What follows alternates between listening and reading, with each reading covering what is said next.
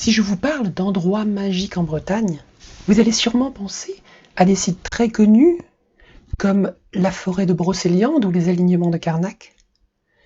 Mais ces endroits très touristiques grouillent d'humains et il est très difficile d'y ressentir la magie.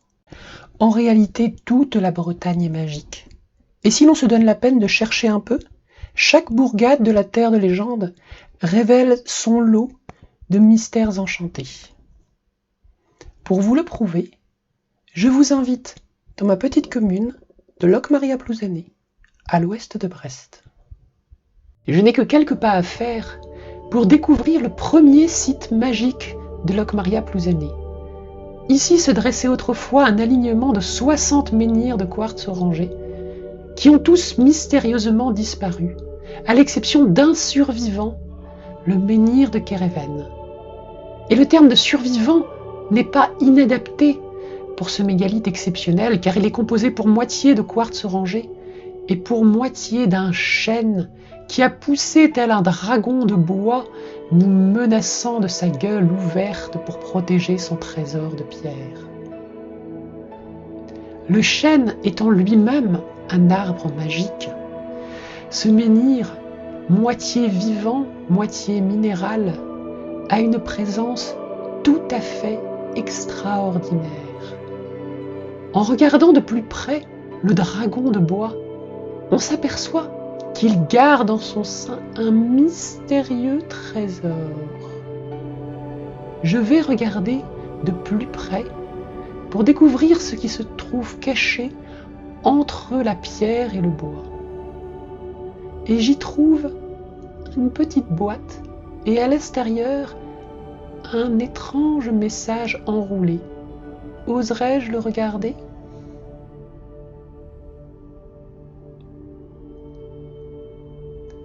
Peut-être vaut-il mieux ne rien dire. Je remets le message dans sa boîte et dans sa cache secrète et me dirige vers mon nouveau lieu magique.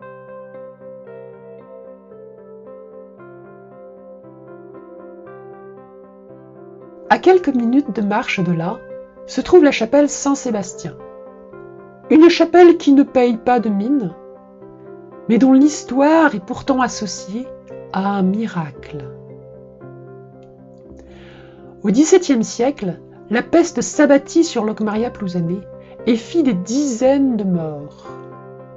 Pour éviter la contagion, les victimes furent enterrées loin de l'église et le terrain fut béni. On y construit un oratoire et plus tard une chapelle qui fut dédiée à Saint Sébastien. Saint Sébastien était supposé protéger de la guerre et des maladies.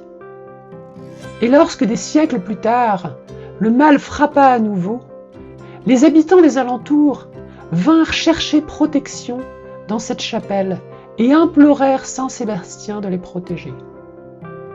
Et tous furent épargnés.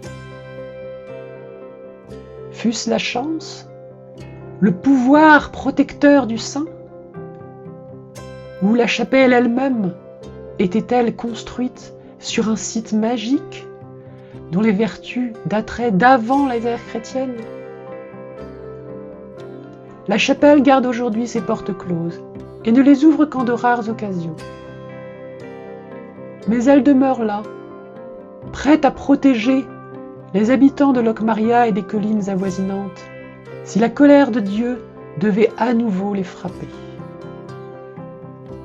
Je laisse là la chapelle Saint-Sébastien et me dirige vers mon dernier endroit magique, une cache secrète, une cache au trésor que moi seul connais. La plupart des visiteurs viennent à Locmaria-Plouzané pour ses plages. Mais ils ignorent que tout près d'eux, à quelques pas à peine de la plage de Porzeméline, se trouve un trésor insolite. Un minuscule champ porte-bonheur. Sur à peine 1 mètre carré, se trouve une profusion incroyable de trèfles à 4 feuilles, 5 feuilles, 6 feuilles, 7 feuilles.